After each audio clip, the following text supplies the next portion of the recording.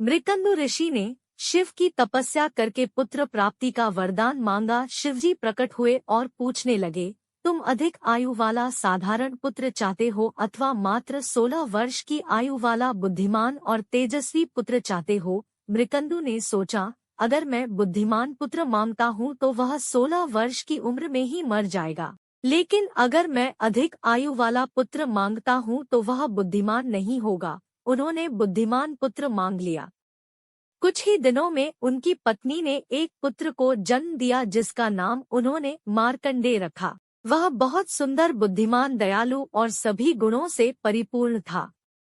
जब मार्कंडेय 16 वर्ष का होने वाला था तो उसके माता पिता ने उसे उसकी मृत्यु की बात बता दी। मार्कंडेय कहने लगा, मैं नहीं मरूंगा, मैं शिव की पूजा करूंगा।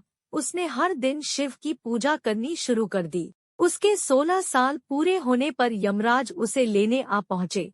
मार्कंडेय ने उनसे कहा, मुझे अपनी शिव भगवान की पूजा समाप्त कर लेने दो। यम नाराज हो गए और उन्होंने उसके ऊपर यम पाश फेंका।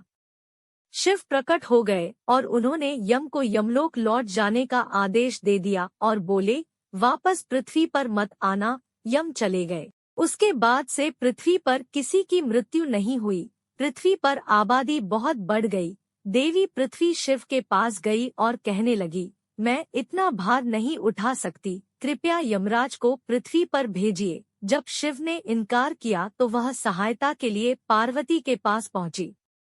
पार्वती ने भी शिव से अनुरोध किया तो शिव बोले, यमराज ने मेरे भक्त का अपमान किया था। पार्वती ने कहा, किंतु आपने ही तो कहा था कि मार्कंडेय 16 वर्ष से अधिक नहीं जिएगा, इसीलिए यमराज उसे लेने गए थे। शिव निरुत्तर हो गए। इस पर पार्वती बोली, शायद आपका आशय यह होगा कि मार्कंडेय सदैव 16 बरस का रहेगा। इसी बात को यमराज समझ नहीं पाए होंगे। शिव तुरंत प्रसन्न होकर बोले, बिल्कुल यही बात थी। उन्होंने तुरंत यमराज को पृथ्वी पर जाने की अनुमति दे दी और मार्कंडेय सदैव 16 वर्ष का ही रहा।